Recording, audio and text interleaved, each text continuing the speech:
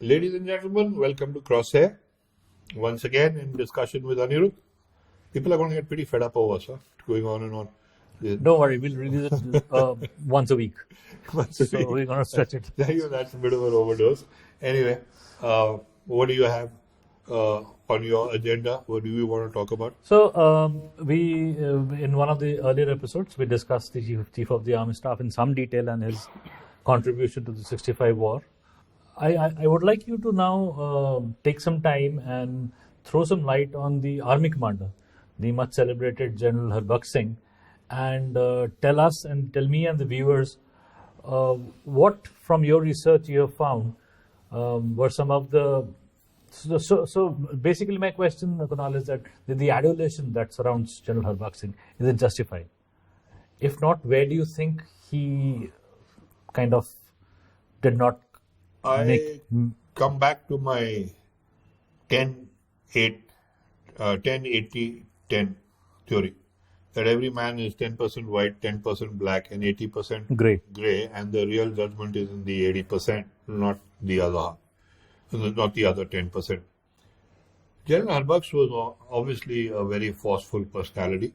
He was obviously a very fine person. Even in 47-48, he was the deputy commander for 161 Brigade with Bogi Sen, and later went on to command the other brigade which fought the Titwal actions, etc. He was the deputy commander to 161, yeah. Bogi Sen? Yeah. Very interesting. And so Harbakh was also worshipped by the men. He had an aura about him. He had a physical stature, tall and well, you can't have a more physical stature than General Chaudhary, because General Chaudhary was 6'2". So all these guys they were major personalities. I mean, there was nothing negative about them in that sense, you know. They were very awe-inspiring, let's say. I don't want to sound as if I'm always, criticizing people also, but the fact is that... Beating up the generals. Yeah. But the fact is, the facts are there.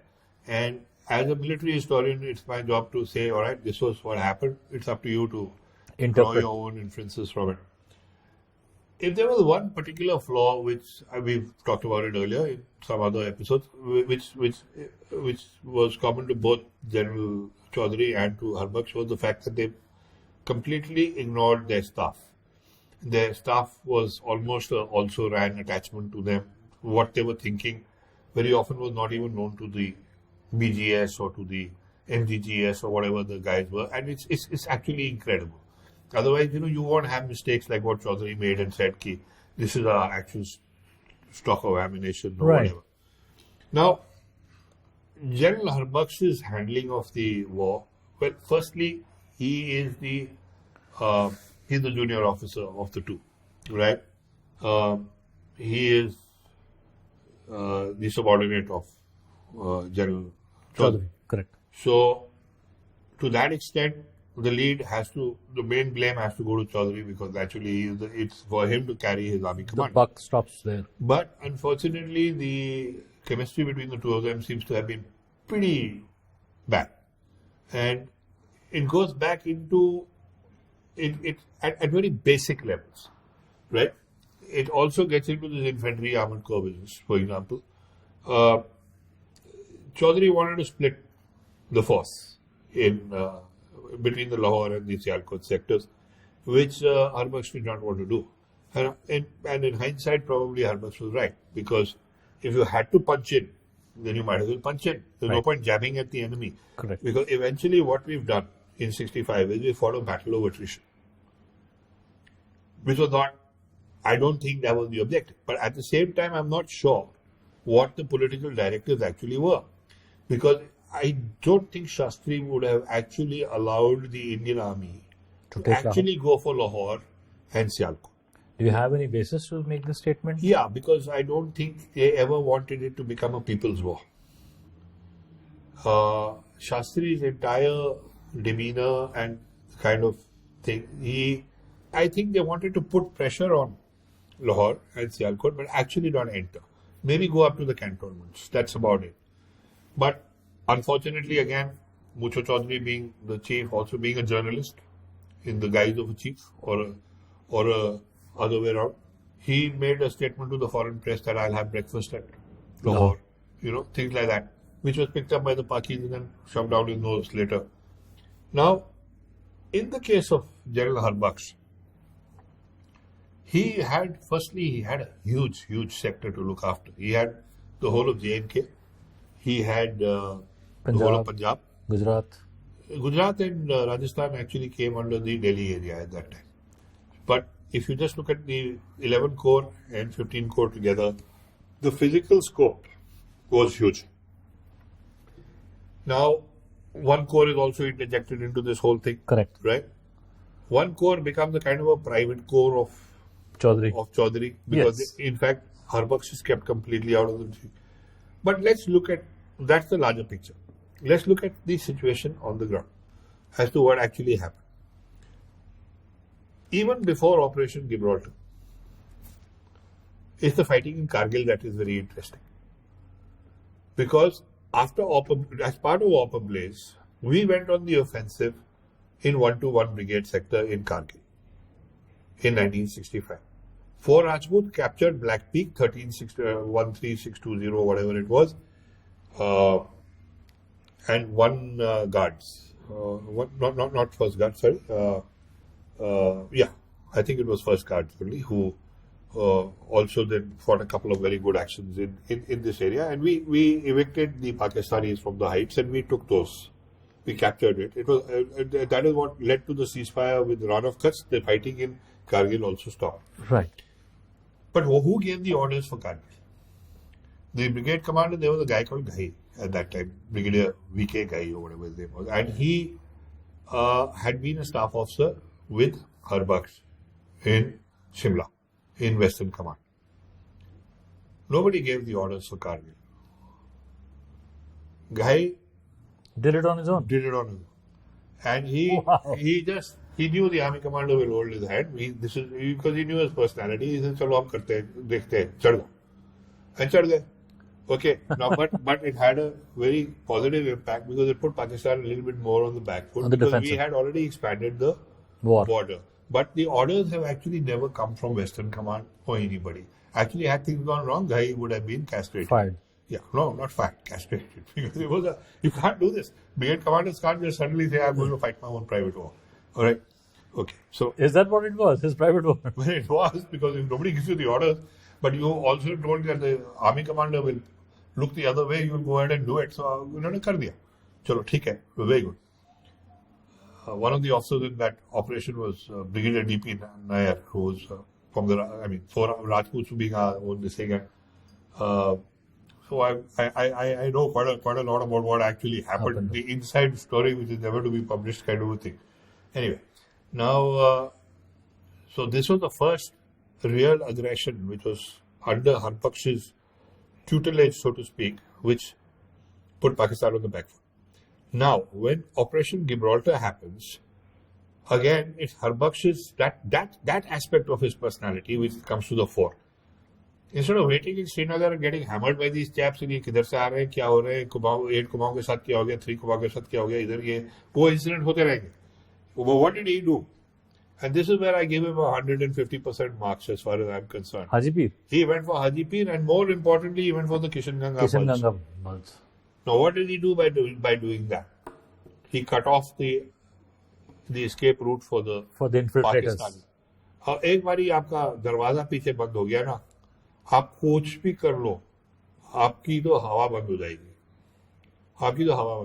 Because you know कि अब तो हम there's no escape. अब तो हम फंस गए यहाँ पे.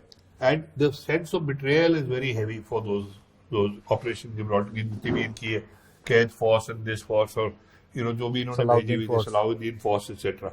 So these guys were trapped. And 15 Corps commander, which was Katoch, Kashmir Katoch, was dead against it. He said, no, we can't do this. Yeah, correct. All right. And 19 division, the GOC there was dead against it. 25 division, the GOC was dead against it. They said, what are you doing? We don't have the resource. But Harbaksh said, चढ़ते पड़ते, बड़ी देखी जाएगी क्या होता है.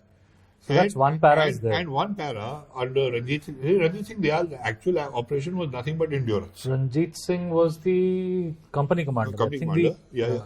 Commanding officer was Khanna. No. Khanna was of the Sikh battalion. Which Khanna got killed. Yeah, he got killed. He got an MBC, but he got it on Raja Rani. Okay. Subsequently. Yeah. But what an officer. Khanna. Khanna was awesome. I should have also got a PVC for that. Because I've been to Raja Rani and I tell you it's a hell of a, what an action there was. Anyway, that's not the point here. We are talking about Harbaksh. Now, this aggressive streak in Harbaksh completely threw the Pakistanis off board. That's what led to Operation Grand Slam.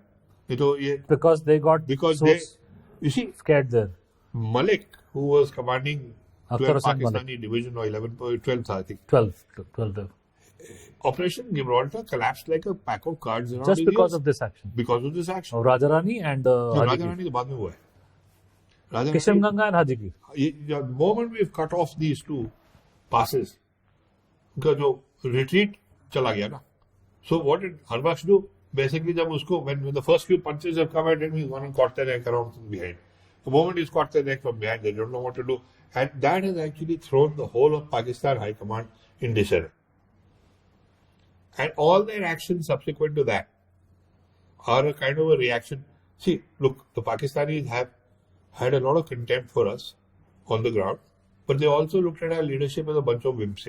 Yes. All right. A lot of that, what we've said, is also kind of collaborating to some extent. But no, there's a difference in what we are actually talking about. It's what actually happened on the ground and how things actually unfolded, right? But the fact of the matter is that Harbaksh Singh thought more like a Pakistani commander than an Indian commander in terms of aggression. And that used to knock the daylights out of him. Now, this is the positive side of Harbaksh Singh. Now comes the other side of Harbaksh Singh. Now, I don't have a problem. He had an issue with one corps, but like, for example, Sparrow kept asking for more armor. He wouldn't give it. Okay, now that's his ego coming into play. Whatever the reasons for that are, let's not get into it in this particular episode. Right. That is the fragile aspect of his ego. Because the larger picture was, after all, under his command, etc., etc. And you got to win the damn war for your country. Yeah? You're not fighting done. You're fighting... or Rajendra Singh Sparrow. You're fighting the Pakistanis, right? You don't tell Sparrow कि मैं तुमको tax नहीं दूंगा यार, कर लो जो भी करना, मेरी वहाँ पे 8 रेजिमेंट खड़ी हुई है, मैं तेरे को नहीं दूंगा, कर ले जो भी करना है. But it's actually where I really hold him at fault is his even during Operation Ablaze, where I hold all of them at fault for actually not having done any planning at all. Secondly, when Khemkaran happened. Again, Khemkaran, you've got to give him full credit, because Jogi Dillon had completely lost the plot. He had written a letter saying कि अब तो मर गया, ये हो गया, वो हो गया, fall back. And at that time, Harbaksh went there and he put the spine. No falling back, yeah. But after that, what happened? When Harbaksh got very infatuated with the fact that we have to take back Khemkaran, he started saying, नहीं, Pakistanis की एक ही company है वहाँ पे, एक ही पलटन है. And he pulled out 4 Sikh and he sent them there. They were all captured. There was no reason to do it. And he kept insisting that the Pakis are under strength. But even though the Pakis had failed in Khemkaran and all that, but they were sitting in Khemkaran in a big way. And we lost a lot of very good men and very good, including his own battalion, one of his own battalions, he was colonel of the Sikh regiment. He sent off 4 Sikh after the Battle of Barki, where 4 Sikh had performed superbly. They वहाँ से उठा के उनका what was that day, that Afghanistan में Saragadi wala day. So they were told, go take it. And they just walked into a trap. They actually walked into a Pakistani harbour camp and they had to, have they were all surrendered and whatever. They got hammered. But so these kind of blunders. So was it because Harbaksh didn't have the intelligence, or was he willfully misled? No, I want to ask you a question. What was an army commander trying to fight a tactical battle sitting in Khemkaran for? What the hell did you have a GOC? What the hell do you have brigade commanders for? Everything. And and then there was this other aspect to Harbaksh, which is very, very bad. Partly further inflamed by a chap like Jogi Dillon, who was like his alter ego, right? He's hanging there. And the handling of 15 division, the sacking of Niranjan Prasad. Right. I have issues with that. Nirendra Prasad was not a coward, I've said so before, and I'm willing to stick my neck out on this. Because the man kept warning them. He kept saying again and again and again, Bhaiya, tum kar kya rahe ho? And when things go wrong, you say, take this guy and shoot him behind the heart. That's not the way it works. So there was this, Harbaksh also had this whole thing about sacking people. Sack this guy, sack that guy. You don't take anybody in. You see, without staff work, without logistics, you cannot be a great general. You will always have problems. In fact, war is managing all your resources. It's not just putting a bayonet and shoving it in the other guy's stomach. Yeah. So it's said that the professionals talk logistics while the amateurs talk tactics. Well, theoretically, you can keep saying whatever you want, but actually it's a combination of everything. Because great generals great means super great generals like Napoleon and everybody have got hammered because of logistics and complete misreading of scenarios, you see. Correct. So eventually you have to judge a man from the overall marshalling of what he has. You could lose a war and yet be a great general. So I would like to end this episode on this note, just to do a counterpoint. Your views on General Slim. There's a lovely bit where he says, he had a saying, no matter how bad the situation was, he would always come out of his caravan and look and say, well, things could be worse. So one day he comes out and he says, they're getting hammered. 26 Division is getting hammered, 25 is getting hammered, 23 is getting hammered, the Japanese are running over everything. So he comes out and he says, well, gentlemen, to his staff officers, things could be worse. So one of his staff officers looks at him and says, how? And he says, I could have killed him. What do you mean by how? So then Slim says, well, gentlemen, it could be raining. And he said, half an hour later, it was pouring cats and dogs, So, but Slim was in the annals of modern warfare, and when we talk of modern warfare, we take it from World War II. He's probably the greatest general.